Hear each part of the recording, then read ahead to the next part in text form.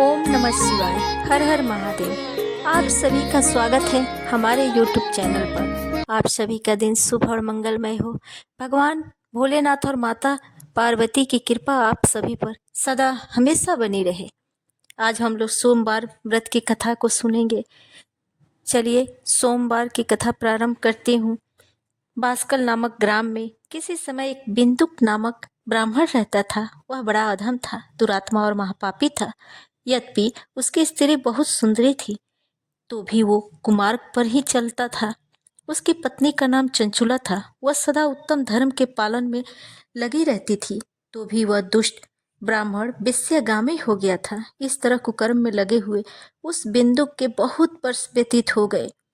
उसकी स्त्री चंचुला काम से पीड़ित होने पर भी स्वधर्म नाश के भय से कलेश सहकर दीर्घ काल तक घर से भ्रष्ट नहीं हुई, परंतु दुराचारी पति के आचरण से प्रभावित हो आगे चल के वो भी दुराचारिणी हो गई।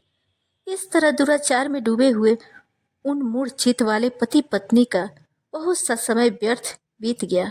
तदंतर शूद्र जातीय वेश्या का पति बना हुआ वह दूषित बुद्धि वाला दुष्ट ब्राह्मण बिंदु समय अनुसार मरकर नरक में जा पड़ा।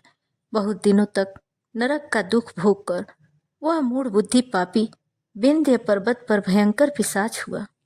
इधर उस दुराचारी पति बिंदु के मर जाने पर वह मूढ़ हृदय चंचुला बहुत समय तक अपने पुत्रों के साथ अपने घर में ही रही। एक दिन देव योग से किसी पुण्य पर्व के आने पर वह अपने भाई बंधुओं के साथ गौकर्ण क्षेत्र में गई। तीर्थयात्रियों के संग से उसने भी उस समय जाकर किसी तीर्थ के जल में स्नान किया। फिर वह साधारणतया मेला देखने की दृष्टि से बंधुजनों के साथ यत्र तत्र घूमने लगी। घूमती घामती किसी देव मंदिर में गई और वहां उसने एक देव यज्ञ ब्राह्मण के मुख से भगवान शिव की परम पवित्र एवं मंगलकारिणी उत्तम पौराणिक कथा सुनी। कथावाचक ब्राह्मण कह रही थी कि जो स्त्री पुरुषों के साथ व्यभिचार करती है वो मरने के बाद यमलोक जाती है। तब यमलोक के दूत उनकी योनि में तपे हुए लोहे का परिध डालते हैं। पौराणिक ब्राह्मण के मुख से यह वैराग्य बढ़ाने वाली कथा सुनकर चंचुला भय से व्याकुल होकर वहां पर कांपने लगी। कथा समाप्त हुई और सुनने वाले सब लोग बाहर चले गए। तब वह भयभीत नारी एकांत में शिव पुराण कथा वाचने वाले ब्राह्मण देवता से बोली, ब्राह्मण, मैं अपने धर्म को नहीं जानती थी, इसलिए मेरे द्वारा बड़ा दुराचार हुआ है। स्वामीन, मेरे ऊपर अनुपम कृपा करके आप मेरा उद्धार कीजिए। आज आपके वैराग्य रस से ओतप्रोत इस प्रवचन को सुनकर मुझे बड़ा भय लग रहा है। मैं कांप उठी हूँ और मुझे इस संसार से वैराग्य हो गया है। मुझ मूर्छित वाली पापनी को धिक्कार है। मैं सर्वदा निंदा के योग्य हूँ, कुत्सित विषयों में फंसी हुई हूँ और अपने धर्म से विमुख हो गई हूँ। हाय, न जाने किस किस घोर कष्टदायक दुर्गति में मुझे पड़ना पड़ेगा और वहाँ कौन बुद्धिमान पुरुष कुमार्ग में मन लगाने वाले मुझ पापने का साथ देगा। मृत्यु काल में उन भयंकर यमदूतों को मैं कैसे देखूंगी? जब वे बलपूर्वक मेरे गले में फंदे डालकर मुझे बांधेंगे, तब मैं कैसे धीरज धारण कर सकूंगी?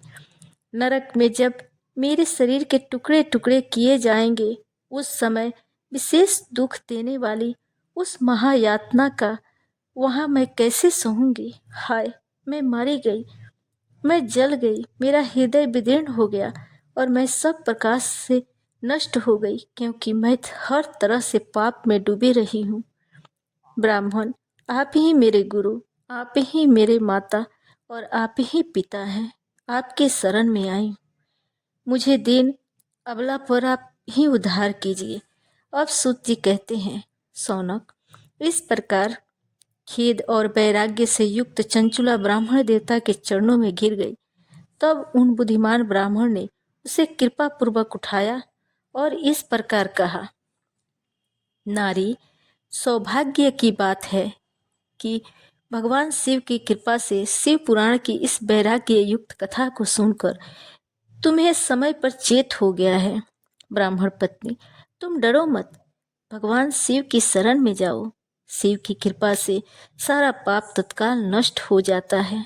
मैं तुमसे भगवान शिव की कृति कथा से युक्त उस परम वस्तु का वर्णन करूंगा जिससे तुम्हें सदा सुख देने वाली उत्तम गति प्राप्त होगी। शिव की उत्तम कथा सुनने से ही तुम्हारी बुद्धि पश्चाताप से युक्त एवं शुद्ध हो गई है। साथ ही तुम्हारे मन में विषयों के प्रति वैराग्य हो गया है। पश्चाताप ही पाप करने वाले पापियों के लिए सबसे बड़ा प्रायश्चित है। सत्पुरुषों ने सब के लिए पश्चाताप को ही सब पापों का शोधक बताया है। पश्चाताप से ही सब पापों की शुद्धि होती है। जो पश्चाताप करता है वही वास्तव में पापों का प्रायश्चित करता है, क्योंकि सत्पुरुषों ने समस्त पापों की शुद्धि के लिए प्रायश्चित का उपदेश किया है। वह सब पश्चाताप से संपन्न हो जाता है। जो पुरुष विधि पूर्वक प्रायश्चित करके निर्भय हो जाता है पर अपने कुकर्म के लिए पश्चाताप नहीं करता, उसे प्रायः उत्तम गति प्राप्त नहीं होती है। परंतु जिसे अपने कुकृत्य पर हार्दिक पश्चाताप होता है वह अवश्य उत्तम गति का भागी होता है, इसमें संशय नहीं है।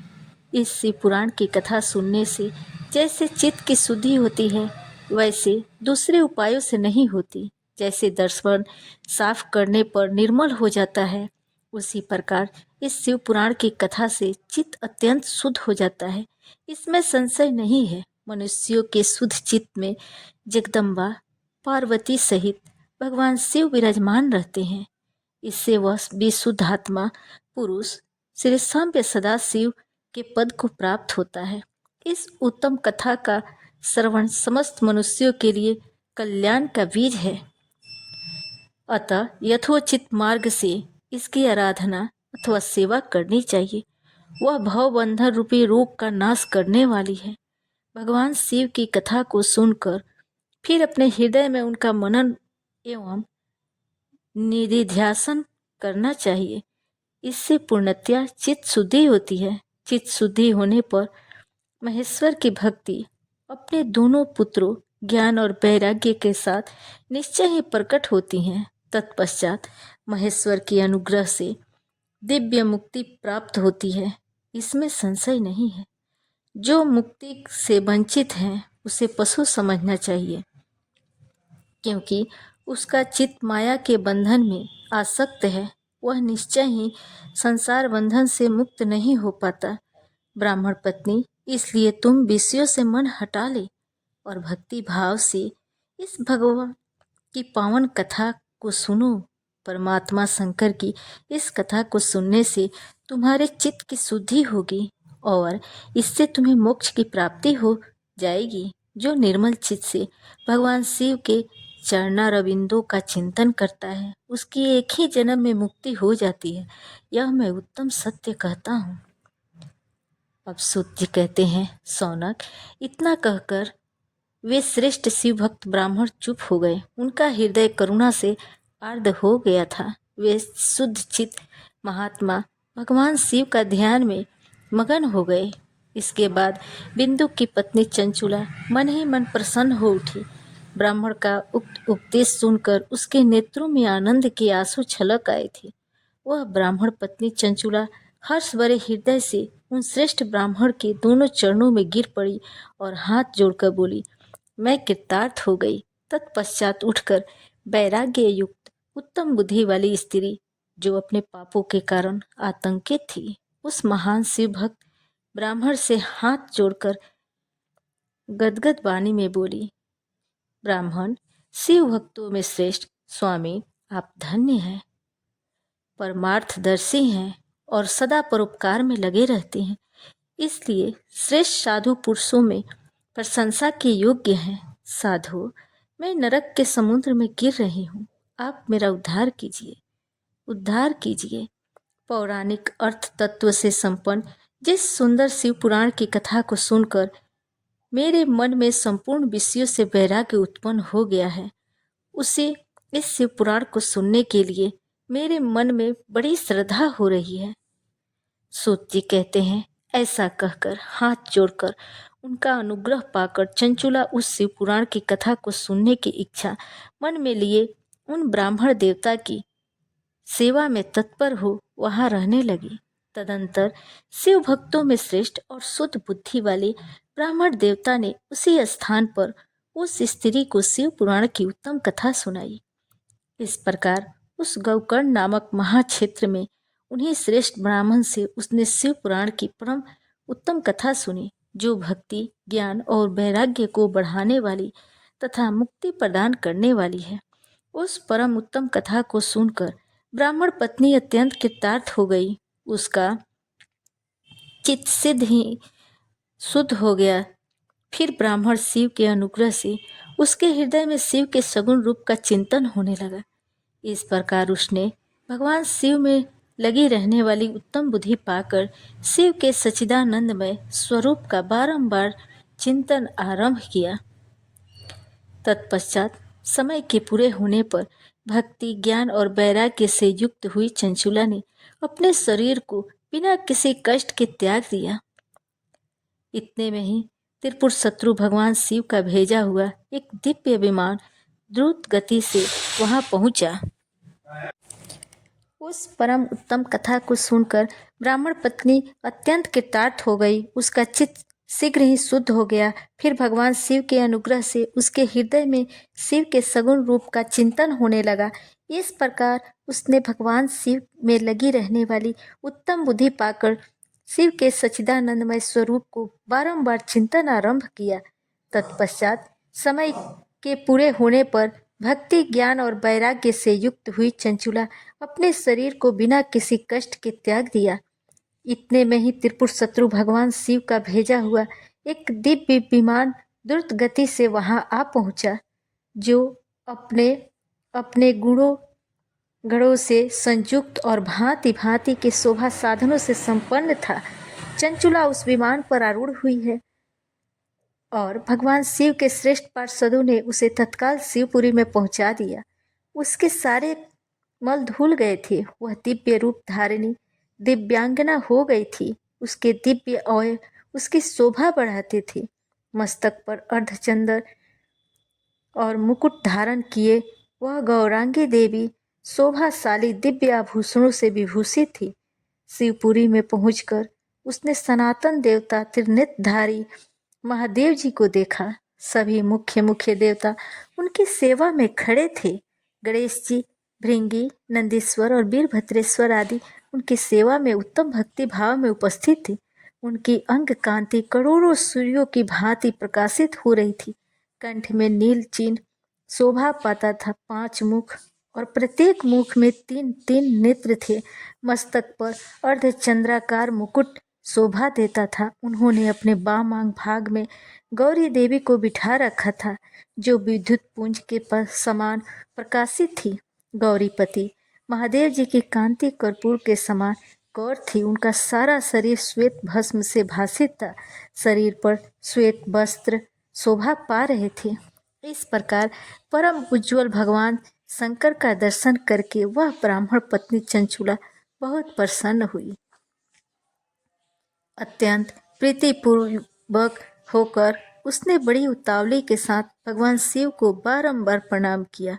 फिर हाथ जोड़कर वह बड़ी प्रेम, आनंद और संतोष से युक्त हो विनीत भाव में खड़ी हो गई। उनके नेत्रों से आनंद आंसुओं की अविरल धारा बहने लगी तथा संपूर्ण शरीर में रोमांच हो गया। उस समय भगवती पार्वती और भगवान शंकर ने उसे बड़ी करुणा के साथ अपने पास बुलाया और सौम्य दृष्टि से उसकी ओर देखने लगे। पार्वती जी ने तो दिव्य रूप धारिणी बिंदुक प्रिया चंचुला को प्रेम पूर्वक अपनी सखी बना लिया। वह उस परमानंद धन ज्योति स्वरूप सनातन धाम में अविचल निवास पाकर दिव्य सौख्य से संपन्न हो अच्छे सुख का अनुभव करने लगी। एक दिन परमानंद में मगन हुई चंचुला ने उमा देवी के पास जाकर प्रणाम किया और दोनों हाथ जोड़कर वह उनकी स्तुति करने लगी।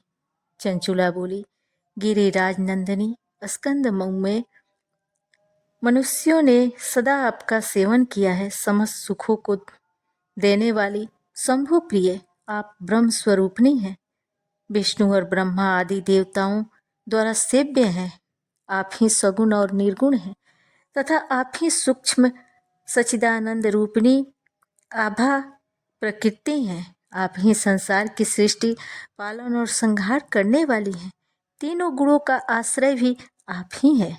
ब्रह्मा, विष्णु और महेश, इन तीनों देवताओं का निवास स्थान तथा उनकी उत्तम प्रतिष्ठा करने वाली पराशक्ति आप ही हैं। सूत जी कहते हैं, जिससे सदगति प्राप्त हो चुकी थी, वह चंचुला इस प्रकार महेश्वर पत्नी उमा की स्तुति करके सिर झुकाए चुप हो गई। इसके नेत्रों में प्रेम के आंसू उमड़ आए थे। तब करुणा से भरी शंकर प्रिया भक्त बसला पार्वती देवी ने चंचुला को संबोधित करके इस प्रकार कहा। पार्वती जी बोली, सखी चंचुले सुंदरी, मैं तुम्हारी की हुई इस स्तुति से बहुत प्रसन्न हूँ। बोलो, क्या वर मांगती हो? तुम्हारे लिए मुझे कुछ भी न देने योग्य नहीं है। चंचुला बोली, निष्पाप गिरिराज कुमारी, मेरे पति बिंदु इस समय कहाँ है? उनकी कैसी गति हुई यह मैं नहीं जानती। कल्याणमयी दीन वत्सले, मैं अपने उन पति से जिस प्रकार संयुक्त हो सकूं वैसा ही उपाय कीजिए। महेश्वरी, महादेवी, मेरे पति एक शूद्र जातीय वेश्या के प्रति आसक्त थे और पाप में ही डूबे रहते थे। उनकी मौत मुझसे पहले ही हो गई थी। ना जाने वे किस गति को प्राप्त हुए। गिरिजा बोली, बेटी, तुम्हारा बिंदुक नाम वाला पति बड़ा पापी था। उसका अंतःकरण बहुत ही दूषित था। वेश्या का उपभोग करने वाला वह महामूढ़ मरने के बाद नरक में पड़ा। अगणित वर्षों तक नरक में नाना प्रकार के दुख भोग कर वह पाप आत्मा अपने शेष पाप को भोगने के लिए विंध्य पर्वत पर पिशाच बन के बैठा है। इस समय वह पिशाच अवस्था में ही है और नाना प्रकार के क्लेश उठा रहा है। वह दुष्ट वहीं वायु पीकर रहता है और वहीं सदा सब प्रकार के कष्ट सहता है। गौरी की यह बात सुनकर उत्तम व्रत का पालन करने वाली चंचुला पति के महान दुख से दुखी हो गई। फिर मन को स्थिर करके उस ब्राह्मण पत्नी ने व्यथित हृदय से महेश्वरी को प्रणाम करके पुनः पूछा, महेश्वरी, महादेवी, मुझ पर कृपा कीजिए और दूषित कर्म करने वाले मेरे उस दुष्ट पति का अब उद्धार कर दीजिए। देवी, कुत्सित बुद्धि वाला मेरे पति, उस पाप आत्मा पति को किस उपाय से उत्तम गति प्राप्त हो सकती है, यह शीघ्र ही बताइए। आपको नमस्कार है। तुम्हारा पति अगर शिव पुराण की पुण्यमयी उत्तम कथा सुने तो सारी दुर्गति को पार करके उत्तम गति का भागी हो सकता है। अमृत के समान मधुर अक्षरों से युक्त गौरी देवी का यह वचन आदर पूर्वक सुनकर चंचुला ने हाथ जोड़कर मस्तक झुकाकर उन्हें बारंबार प्रणाम किया और अपने पति के समस्त पापों की शुद्धि तथा उत्तम गति की प्राप्ति के लिए पार्वती देवी से यह प्रार्थना की, मेरे पति को शिव पुराण सुनाने की व्यवस्था होनी चाहिए। उस ब्राह्मण पत्नी के बारंबार प्रार्थना करने पर शिव प्रिया गौरी को बड़ी दया आ गई। उन भक्त वत्सला महेश्वरी गिरिराज कुमारी ने भगवान शिव की उत्तम कीर्ति का गान करने वाले गंधर्व राज तुमरू को बुलाकर उनसे प्रसन्नता पूर्वक इस प्रकार कहा, तुमरू, तुम्हारी भगवान शिव में प्रीति है। तुम मेरे मन की बातों को जानकर मेरे अभीष्ट कार्यों को सिद्ध करने वाले हो। इसलिए मैं तुमसे एक बात कहती हूँ, तुम्हारा कल्याण हो। तुम मेरी इस सखी के साथ शीघ्र ही विंध्य पर्वत पर जाओ। वहाँ एक महाघोर और भयंकर पिशाच रहता है। उसका वृत्तांत तुम आरंभ से ही सुनो। मैं तुमसे प्रसन्नता पूर्वक सब कुछ बताती हूँ। पूर्व जन्म में वह पिशाच बिंदुक नामक ब्राह्मण था। मेरी इस सखी चंचुला का पति था, परंतु वह दुष्ट वेश्यागामी हो गया। स्नान, संध्या आदि नित्य कर्म छोड़कर अपवित्र रहने लगा। क्रोध के कारण उसकी बुद्धि और मूर्खता छा गई। वह कर्तव्य का विवेक नहीं कर पाता था। अभक्ष्य भक्षण, सज्जनों से द्वेष और दूषित वस्तुओं का दान लेना, यही उसका स्वाभाविक कर्म बन गया था। अब अस्त्र शस्त्र लेकर हिंसा करता बाएं हाथ से खाता, दीनों को सताता और क्रूरतापूर्व पराये घरों में आग लगा देता। चंडालों से प्रेम करता, प्रतिदिन वेश्या के संपर्क में रहता था। बड़ा दुष्ट था वह पापी। अपनी पत्नी का परित्याग करके दुष्टों के संग में ही आनंद मानता था। वह मृत्यु पर्यंत दुराचार में ही फंसा रहा। फिर अंत काल आने पर उसकी मौत हो गई। वह पापियों के भोग स्थान घोर यमपुर में गया और वहां बहुत से नरकों का भोग करके वह दुष्ट आत्मा जीव इस समय विंध्य पर्वत पर पिशाच बना हुआ है। वही वह दुष्ट पिशाच अपने पापों का फल भोग रहा है। तुम उसके आगे यत्नपूर्वक शिव पुराण की उस दिव्य कथा का प्रवचन करो जो परम पुण्यमयी तथा समस्त पापों का नाश करने वाली है। शिव पुराण की कथा का श्रवण सबसे उत्कृष्ट पुण्य कर्म है। उससे उसका हृदय शीघ्र ही समस्त पापों से शुद्ध हो जाएगा। वह प्रेत योनि का परित्याग कर देगा।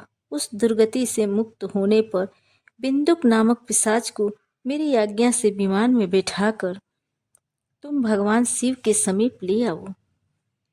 महेश्वरी उमा के इस प्रकार आदेश पर गंधर्वराज तुमरु मन ही मन बड़े प्रसन्न हुए। उन्होंने अपने भाग्य की सराहना की। तत्पश्चात उस पिशाच की सती साध्वी पत्नी चंचुला के साथ विमान पर बैठकर नारद के प्रिय मित्र तुमरु वेग पूर्वक विंध्याचल पर्वत पर गए जहां वह पिशाच रहता था। वहां उन्होंने उस पिशाच को देखा। उसका शरीर विशाल था, ठोड़ी बहुत बड़ी थी। वह कभी हंसता, कभी रोता, कभी उछलता, कभी उसकी आकृति बड़ी विकराल थी। भगवान शिव की उत्तम कीर्ति का गान करने वाले महाबली तुमरु ने उस भयंकर पिशाच को पासों में बांध लिया। तुमरु ने शिव पुराण की कथा बाँचने का निश्चय करके महोत्सव युक्त स्थान और मंडप आदि की रचना की। इतने में ही संपूर्ण लोकों में बड़े वेग से यह प्रचार हो गया कि देवी पार्वती की आज्ञा से एक पिशाच का उद्धार करने के उद्देश्य से शिव पुराण की उत्तम कथा सुनाने के लिए तुमरु विंध्य पर्वत पर गए हैं। फिर तो उस कथा को सुनने के लोभ से बहुत से देवर्षि भी शीघ्र वहां पहुंच गए। आदर पूर्वक शिव पुराण सुनने के लिए आए हुए लोगों का उस पर्वत पर बड़ा अद्भुत और कल्याणकारी समाज जुट गया। फिर तुमरु ने उस पिशाच को पासों में बांधकर आसन पर बिठाया। हाथ में बीड़ा लेकर गौरीपति की कथा का आरंभ किया। पहली अर्थात विद्येश्वर संहिता से लेकर 7वीं वायु संहिता तक महात्म्य सहित शिव पुराण की कथा का उन्होंने स्पष्ट वर्णन किया। 7 संहिताओं सहित शिव पुराण का आदर पूर्वक श्रवण करके वे सभी श्रोता पूर्ण रूप से कृतार्थ हो गए। उस परम पुण्यमय शिव पुराण को सुनकर उस पिशाच ने अपने सारे पापों को धोकर उस पैशाचिक शरीर को त्याग दिया। फिर तो शीघ्र ही उस रूप में दिव्य हो गया। अंग कांति गौर वर्ण की हो गई। शरीर पर श्वेत वस्त्र और सब प्रकार से पुरुषोचित आभूषण उसको आगे को उद्भासित करने लगी। वह त्रिनेत्रधारी चंद्रशेखर रूप हो गया। इस प्रकार दिव्य देहधारी रूप होकर श्रीमान बिंदुक अपनी प्राण वल्लभा चंचुला के साथ स्वयं भी पार्वती वल्लभ भगवान शिव का गुणगान करने लगा।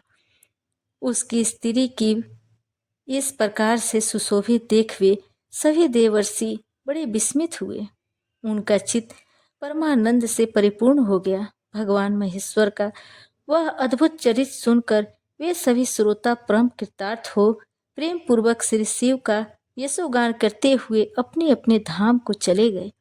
दिव्य देहधारी श्रीमान बिंदुक भी सुंदर विमान पर अपने प्रियतमा के पास बैठकर सुखपूर्वक आकाश में स्थित हो बड़ी शोभा पाने लगा। तदंतर महेश्वर के सुंदर एवं मनोहर गुणों का गान करता हुआ वह अपनी प्रियतमा और तुमरु के साथ शीघ्र ही शिव धाम में जा पहुंचा। वहां भगवान महेश्वर तथा पार्वती देवी ने प्रसन्नता पूर्वक बिंदुक का बड़ा सत्कार किया और उसे अपना पार्षद बना लिया। उसकी पत्नी चंचुला पार्वती जी की सखी हो गई। उस धनीभूत ज्योति स्वरूप परमानंदमय सनातन धाम में अविचल निवास पाकर वे दोनों दंपति परम सुखी हो गए। अब हम लोग शिव चालीसा और भगवान भोलेनाथ की आरती को सुनेंगे। जय गणेश गिरिजा सुवन मंगल मूल सुजान, कहत अयोध्या दास तुम, देऊ अभय वरदान। जय गिरिजापति दीन दयाला, सदा करत संतन प्रतिपाला। भाल चंद्रमा सोहत नीके, कानन कुंडल नाग फनीके। अंग गौर सिर गंग बहाए, मुंड माल तन छार लगाए। वस्त्र खाल बाघंबर सोहे, छवि को देख नाग मुनि मोहे। मैना मातु की हवे दुलारी, पाम अंग सोहत छवि न्यारी। कर त्रिशूल सोहत छवि भारी, करे सदा शत्रुन क्षयकारी। नंदी गणेश सोहे तह कैसे, सागर मध्य कमल है जैसे।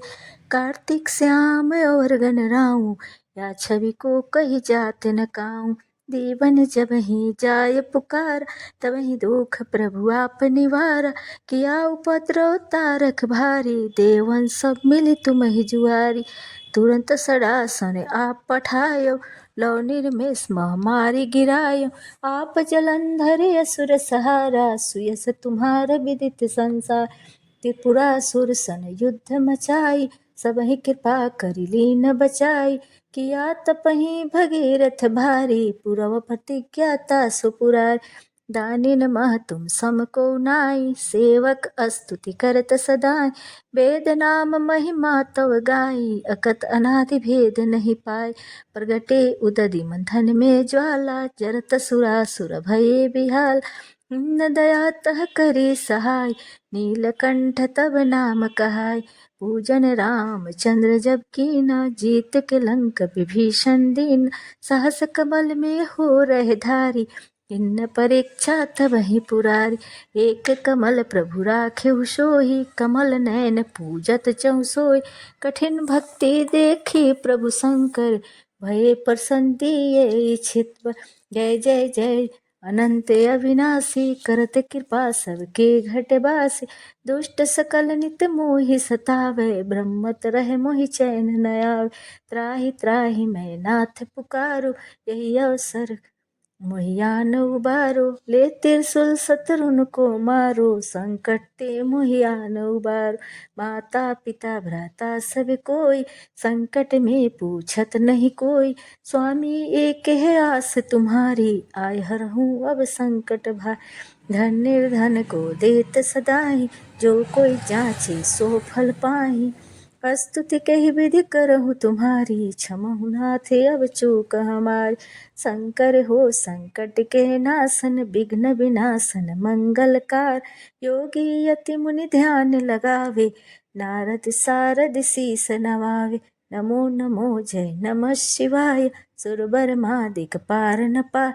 जो यह पाठ करे मन लाई, तापर सो शंभु सहाय। रानिया जो कोई हो अधिकारी, पाठ करे सो पावन हारी। पुत्र होने की इच्छा जोई, निश्चय शिव प्रसाद ते होई। पंडित त्रयोदशी को लावे, ध्यान पूर्वक होम करावे। त्रयोदशी व्रत करे हमेशा, ताकि तन नहीं रहे कलेश। धूप दीप नैवेद्य चढ़ावे, शंकर सम्मुख पाठ सुनावे। जन्म जन्म के पाप नसावे, अंत बास शिवपुर में पावे। कहे अयोध्या दास तुम्हारी, जानि सकल दुख हरहूँ हमार। नित नेम उठि प्रात ही, पाठ करूँ 40। तुम मेरी मनोकामना पूर्ण करो जगदीश। जय भोलेनाथ। जय शिव ओंकारा, हर शिव ओंकारा। ब्रह्मा विष्णु सदा शिव, ब्रह्मा विष्णु सदा शिव। अर्धांगी धारा, जय शिव ओंकारा। एकानन चतुरान पंचानन राजे। हंसासन गरुड़ासन, हंसासन गरुड़ासन। वृषवाहन साजे, जय शिव ओंकारा। दो भुज चार चतुर्भुज, दस भुज अति सोहे। स्वामी दस भुजे अति शोभे, तीनों रूप निरखता, तीनों रूप निरखता, त्रिभुवन जन मोहे, जय शिव ओंकारा। अक्षमाला बनमाला मुंडमाला धारी, ओ भोले मुंडमाला धारी, चंदन मृग मद सोहे, चंदन मृग मद सोहे, भाले सुसिधारी, जय शिव ओंकारा। श्वेतांबर पीतांबर बागंबर अंगे, स्वामी बागंबर अंगे, सनकादिक प्रभुतादिक, सनकादिक प्रभुतादिक, भूतादिक संगे, जय शिव ओंकारा। कर मध्य कमंडल चक्र त्रिशूल धरता, स्वामी चक्र त्रिशूल धरता, जग करता जग हरता, जग करता जग हरता, जग पालन करता, जय शिव ओंकारा। ब्रह्मा विष्णु सदाशिव जानत अविवेका, स्वामी जानत अविवेका, प्रणवाक्षर के मध्य, प्रणवाक्षर के मध्य, यह तीनों एका, जय शिव ओंकारा। तेरे गुण स्वामी जी की आरती जो कोई नर गावे, स्वामी जो कोई नर गावे, कहत शिवानंद स्वामी, जपत शिवानंद स्वामी, भजत शिवानंद स्वामी, मन वांछित फल पावे, जय शिव ओंकारा। स्वामी जय शिव ओंकारा। जय शिव। ओम नमः शिवाय। हर हर महादेव।